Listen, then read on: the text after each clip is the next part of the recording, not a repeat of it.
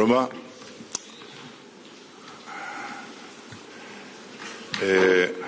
nderuar presidente e Komisionit Europian, e dashur Ursula, sot ne ju presim përsëri në Tiranë. Unë e kam humbur numërimin e herëve kur ju keni ardhur. Me siguri keni ardhur më shumë se të gjithë paraardhësit tuaj që nga fillimi i këtij shekulli. Dhe sot është një ditë shumë e veçantë dhe është një konferencë shtypi shumë e veçantë, sepse e di shumë mirë përpara se sa t'ju dëgjoj që sot ju nuk do ta përsërisni fjalinë me të cilën keni mbyllur të gjitha konferencat e mëparshme të shtypit. Ne duam të fillojmë me Shqipërinë negociatat për antarësim.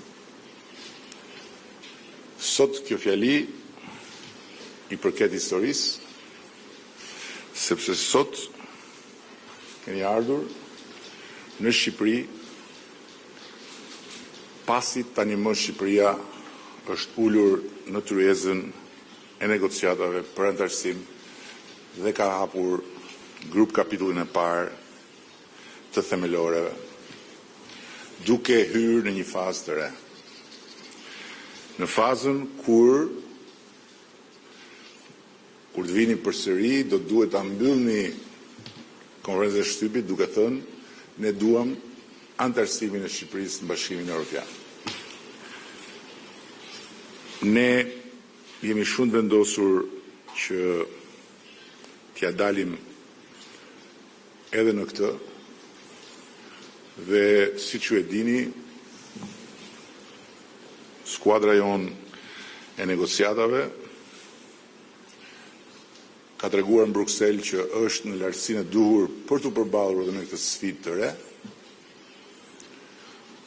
Ne e dim që është një sfidë që nuk shkon duke u bërë më e lehtë, shkon duke u bërë më e vështirë, sepse tani më bëhet fjalë për një sër detyrash dhe nuk po them sa janë, që të mos tronditet askush që nuk e di procesin në brendësinë e vet, po janë mira dhe janë detyra të cilat duhet të përkthehen në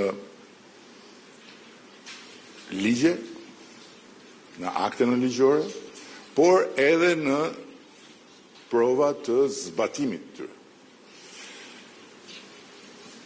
Nga ana tjetër, është një vizitë e veçantë kjo edhe për faktin që sot, pas kësaj konference, ne së bashku do të përshëndesim studentët dhe pedagogët e Kolegjit të Europës në Tiranë.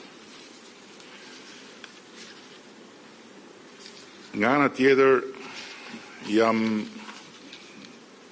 këtu bashkë me ju edhe për të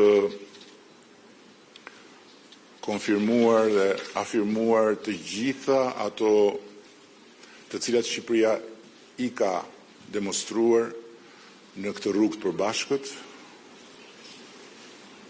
në aspektin e qëndruarit krah për krah me Bashkimin Europian, e linjëzuar 100% me politikën e jashtme të Bashkimit Europian, e përfshirë pa kursim në të gjitha proceset dhe në të gjitha ato që janë vlera, po edhe sfida që na bashkojnë. Dhe e gjithë kjo qasje e Shqipërisë vetëm do të forcohet dhe do të konsolidohet në vijim. duke dëshmuar jo vetëm aftësi për realizimin e të gjitha detyrave që kanë të bëjnë me antarësimin, por edhe qëndrueshmëri në aspektin e afirmimit të gjitha parimeve, vlerave që bashkojnë këtë komunitet vendesh dhe popujsh të Europës. Nuk dua të zgjatem më shumë, sepse e bindur që pas çeljes zyrtarisht të negociatave dhe në momentin kur fillon turi juaj në Ballkanin Perëndimor, ka shumë më tepër interes se çfarë do të thoni ju, se sa çfarë po të them unë. Por unë dua ta mbyll me një falënderim. Një falënderim shumë të ndjerë dhe shumë të posaçëm, sepse pa vendosmërinë tuaj, pa mbështetjen e pakushtyre të Komisionit Europian, pa bashkëpunimin e përditshëm me misionin e Komisionit Europian në Tiranë, pa ndërveprimin e vazhdueshëm me të gjitha ata në Bruksel që janë të lidhur me këtë punë, kjo ditë nuk do kishte ardhur. Ne e dim shumë mirë se sa shumë vështirësi është dashur ka përcehen dhe sa vështirë ka qenë politikisht për ta kthyer edhe një herë Bashkimin Europian me syt nga Ballkani Perëndimor, por jo thjesht për të përsëritur që një ditë ne do jemi bashkë, po dhe për të afruar atë ditë më shumë. Kështu që shumë faleminderit edhe në emër të gjithë atyre që kam privilegjin të përfaqësoj, të gjithë shqiptarëve, sepse ne shqiptarët jemi të ndarë në pothuajse çdo gjë. Ne shqiptarët jemi në gjendje të bëjmë debat edhe për ngjyrën e murit atje, edhe për orën sa është sot, madje në një moment caktuar pasionalisht ne mund bëjmë debat edhe për sa është data sot. Por ka një gjë për të cilën shqiptarët nuk kanë asnjë debat. Që vendi ynë, vendi i Shqipërisë është në Bashkimin Europian dhe që ardhmja e fëmijëve tanë duhet të ndërtohet në Bashkimin Europian dhe që nëse ka një mision të përbashkët kombëtar të gjithë shoqërisë, të gjitha partive politike, të gjitha forcave aktive në shoqëri, është që të kontribojnë që kjo gjë të ndodhë sa më shpejt. Pra, mirë se erdhët në vendin më pro-BE-s në Europë. Edhe brenda BE, edhe jashtë BE-s. Ky është vendi. Fanatikët e Bashkimit Europian janë në Shqipëri. Dhe këtë nuk e them unë, e thot barometri Europian.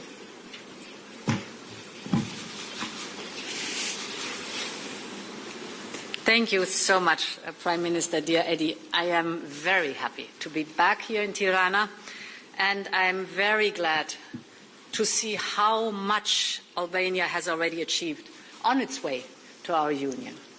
And indeed, we finally opened accession negotiations, so I do not have to ask for this anymore.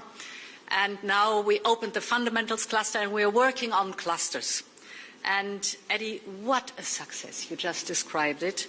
It is the result of many, many years of hard work, but also dedication to the common goal. And you have shown both vision and patience, and this is paying off. And I would like to take the opportunity to also thank the teams behind it, who have been working day and night, tirelessly, highly dedicated to reach that goal, and now go on to work for the big goal that we both want to achieve. Rest assured that enlargement will remain top priority in my next mandate too. We have now all the necessary tools and all the instruments that we need in place. So let's go to a good work. I want to highlight 3 points. My first point is on our growth plan for the Western Balkans. We discussed it last week at the Berlin summit. You know the approach. We open the door to specific sectors in the single market of the European Union for our Western Balkan partners' companies. In turn, our partners in the Western Balkans are implementing important reforms to have a level playing field, and these reforms are supported by us by additional European investments. It has now been a year since we started, and most Western Balkan countries have their reform agenda ready. So does Albania. And dear Eddie, you and your team, you've done a great job on this reform agenda. It's perfect. We can start now. We can work. And now we should be able also to start with the pre-financing of 64 million euros by the end of the year. The quality of the reform plan is good. Also, this goal is in view. And overall, Albania will receive more than 920 million euros under this growth plan. The plan will deliver very concrete results. For example, you are on a good track to become part of the single euro payment area as of next year, a long term. It means that the transfer of money between Albania and the European Union will be faster, more secure and free. So a big benefit for your citizens and your companies. The second initiative I wanted to mention is the investment plan for the Western Balkans. There we started 4 years ago and it's on track. In Albania, the plan has already mobilized 1.4 billion euros of investment with a very strong focus on the clean energy transition. Now, you know that the European Union has set the course towards climate neutrality by 2050. And it's important that our Western Balkan partners join us on this journey, but this will certainly be not a challenge for Albania because you are a front runner. What clean energy is concerned, you are a trailblazer. So we are working with you on projects that can strengthen the leadership you have anyway in this topic. In renewable energy, for example, we have the floating solar power plant in Vau de Dejes. For example, I hope I pronounced it correctly. It is the first of its kind in the region. We also have a 50 million euros program on energy efficiency that we also use to install charging facilities for electric cars. And we are investing in clean transport for better connectivity across the region here in Albania, but of course also with the European Union. And this includes Albania's railway connection to the European Union and plans for Tirana's first electric bus system. My third point, dear Eddie, is a very special project here in Tirana.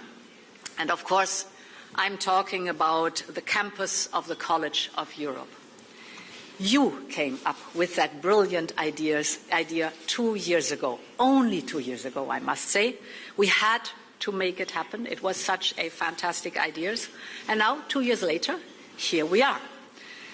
We will formally open the academic year in a few moments for the first cohort of students. I'm very much looking forward to meet these young people studying European law and integration here in Tirana. They are the leaders of tomorrow. So it means the future of Europe is being shaped here in Tirana with this college and the young people. My last point is another very important aspect of our cooperation and completely different. This summer, Albania, like several of our European member states, was hit very hard by wildfires that were raging through Albania. Natural disasters are occurring more and more frequently all over our continent. We all know this is the harsh reality of climate change. But we are fighting this reality of climate change with our best asset, and this is European solidarity. We're extending to our Western Balkan partners the very same solidarity measures that we are using inside our union. So we activated our civil protection mechanism 4 times over the summer. We have mobilized firefighting planes from Greece, from Romania, from Italy, for example, because for us it's important that what it means to be a neighbor, a partner, and a future member of the European Union has to be felt and experienced today. So, dear Eddie, Albania is on track to join the European Union. I thank you very much for your hard work, your commitment, and your friendship. Thank you.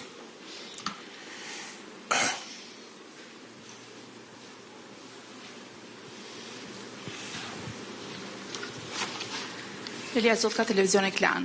Pyetja e parë për presidenten. Ne këtu në Shqipëri, po besoj dhe në gjithë hapësirën e Ballkanit Perëndimor e njohim kontributin tuaj personal për t'i dhënë një shtys procesit të antarësimit, edhe të integrimit. Dhe tani ne kemi hapur edhe kapitujt e parë të negocimit. Por me sa unë ju kam ndjekur, ju jeni ndër të paktat zyrtarët Bashkimit Europian që nuk jepni një afat konkret për antarësimin, të paktën për Shqipërinë, por edhe për vendet e tjera. Edhe tani e thatë që edhe në mandatin e dytë do të keni në fokusin tuaj zgjerimin. Kryeministri Rama, por ka dëgjuar edhe presidenti Charles Michel, që ka thënë që 2030 është një afat i mundshëm për antarësimin.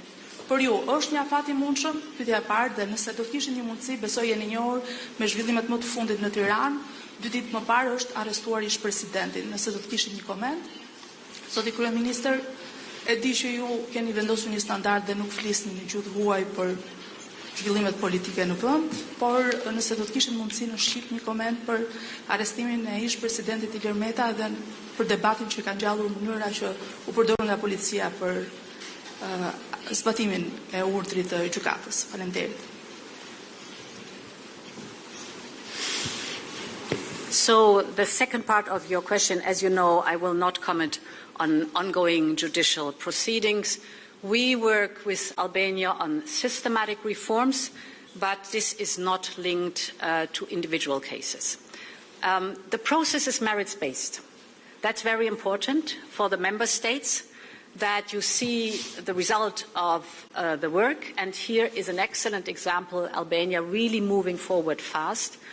If all things go right, we could be opening all clusters by the end of next year, which is very ambitious. There's a lot of hard work behind it.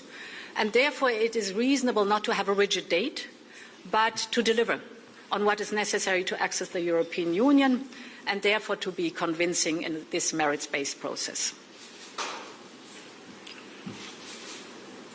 Ju e dini përgjigjen në këtë rast jo thjesht për faktin që unë asnjëherë nuk bëj komente të politikës brendshme në gjuhë huaj apo në prani të miqve të huaj, por edhe për faktin se qysh se ne kemi nisur reformën drejtësi dhe ajo ka filluar zbatohet, as unë dhe as forca politike që unë udhëheq nuk bën komente për çështje që i takojnë drejtësisë. Kur ndodh që çështjet të përmbyllen, mbase në ndonjë rast ia vlen të bëhet edhe ndonjë koment, sidomos kur vjen në vend drejtësia lidhur me fenomene katastrofike për shoqërinë siç është shpifja. Për rastin konkret është tipikisht një rast që i takon vetëm drejtësisë. Eksiola Sheu, Euronews Albania, kam nga një pyetje për secilin prej jush, fillimisht për ju zonja presidente, sa i takon vendimi për hapjen e negociatave. A ishte vendimi për hapjen e negociatave me Shqipërinë më shumë një lëvizje politike, duke patur parasysh kontributin që Shqipëria ka dhënë me hapjen e kampit të emigrantëve në Gjatë, dhe konkretisht cili do të jetë përfitimi që do të ketë qytetarët shqiptar në këtë proces, ndërsa sa i takon ju zoti kryeministër, si i përgjigjeni kritikave që reformat politike në Shqipëri shpeshherë kanë qenë dhe janë perceptuar si të ngadalta dhe të ndikuara nga lëvizjet dhe interesat e brendshme politike. Faleminderit. So the short answer to your question is a very clear no. We know all that the process for accessing the European Union or opening negotiations for accession is very clearly and detailed out. It is transparent, and as I said already in the first answer, it is merits-based. Next week, for example, we will have in the Commission the report on the state of play on enlargement, so a description of the progress of each and every candidate country. They will see that the results for Albania are excellent.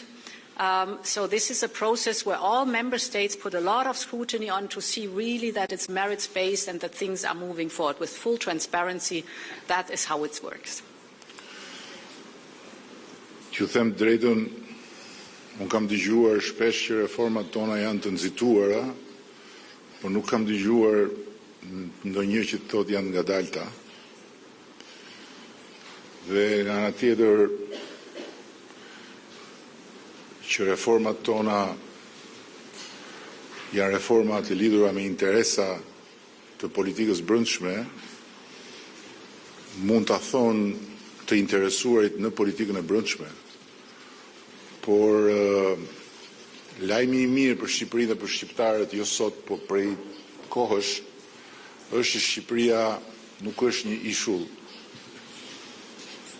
i shkëputur nga bota, dhe nuk është asnjë vend në këtë kontinent që ka bërë ndonjë zgjedhje që ja lejon të qëndrojë edhe me kurriz nga Europa. Shqipëria është një vend që gëdhihet në mëngjes dorë për dore me Bashkimin Europian dhe me Shtetet Bashkuara të Amerikës, dhe ecën çdo ditë krah për krah me aleatët e vet strategjik, dhe në fund të ditës dëgjon vlerësimet e tyre, merr rekomandimet e tyre, dhe të nesmen zgjohet për të vazhduar të ecë, sepse Shqipëria, për fakti që shqiptarët unanimisht kanë vendosur përfundimisht që t'i përkas Bashkimit Europian, nuk ka si rrugë tjetër. Dhe nëse të interesuarit në politikën e brendshme kanë opinione të caktuara, kjo është pjesë e të jetuarit në një vend të lirë. Por nëse opinionet të caktuara vënë në pikpyetje reformat dhe rezultatet e tyre, të cilat dhe për shkak të cilave ne ulëm në tryezë me Bashkimin Europian, atëherë problemi nuk është as i imi, as i shqiptarëve, as i Bashkimit Europian dhe i asnjë partneri tjetër. Kështu që Shqipëria patjetër që ka akoma shumë male për të kapërcyer derisa të arrijë në majën më të lartë, që është maja e antarësimit. Ne duam të arrijmë atë majë brenda kësaj dekade, që do thotë ne duam që brenda kësaj dekade të jemi gati. Siç ishim gati kur Komisioni Europian dha rekomandimin për të filluar Negociatat dhe kur Këshilli Evropian tha jo. Por në këtë rast, nëse ne jemi gati brenda vitit 2030 që të jemi antar me drejtë plot Bashkimit Europian, do të thotë që në Shqipëri dhe për shqiptarët më në fund do të ketë një shtet i cili funksionon si një shtet në Bashkimin Europian. Dhe kjo është më e rëndësishmja për mua dhe për ne të gjithë. Razila Myslimaj nga Report TV. Pyetja e parë shkon për presidenten e Komisionit Evropian, zonja Ursula Von Der Leyen. Ju në fakt e keni përgëzuar marrëveshjen mes Shqipërisë dhe Italisë për emigrantët, madje keni sugjeruar që të merret si model edhe për vende të tjera. Sot që Gjykata Europiane ka një vendim ku në fakt është bazuar edhe Gjykata e Romës që de facto pengon përdorimin apo funksionimin e kampeve që janë ngritur në Shqipëri në shëngjin të gjadër. Ju keni një qëndrim apo një koment për këtë dhe për faktin që një qëndrim shumë të ashpër ka mbajtur gjithashtu edhe Kryeministria Italiane, qeveria italiane sa i takon këtij vendimi.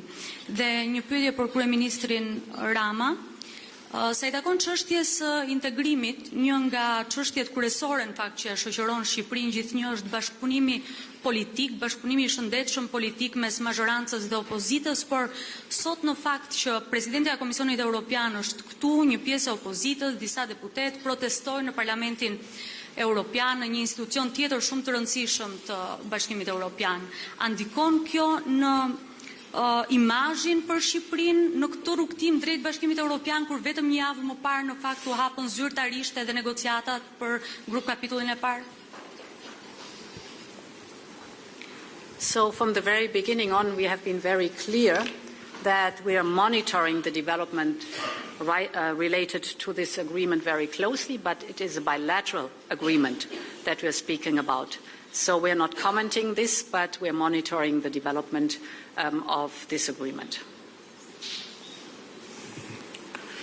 Faleminderit për pyetjen, është shumë e vërtetë, por duhet dy për një tango, thot një fjalë. Kështu që nëse nuk ka një dyshe për një tango, atëherë ka vetëm një muzikë, që është muzika e Bashkimit Europian.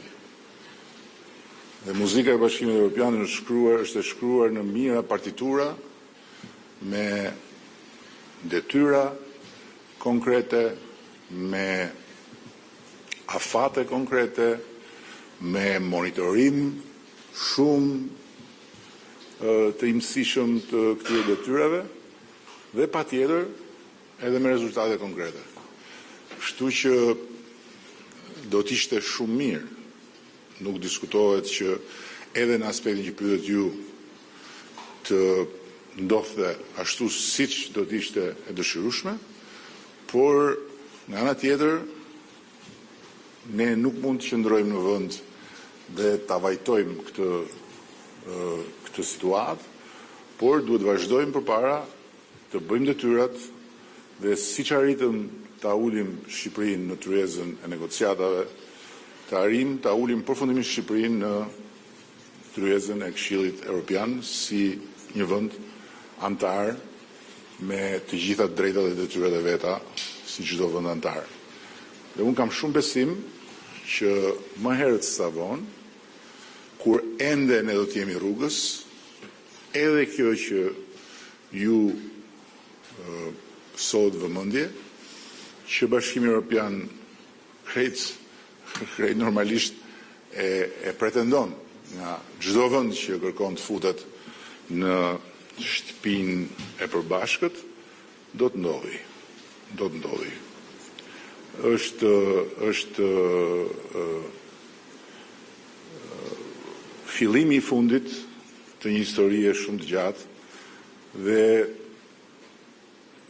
më herë sa vonë një histori e re do të fillojë edhe në këtë aspekt. Unë jam i bindur për këtë, por do të na duhet edhe ca durim.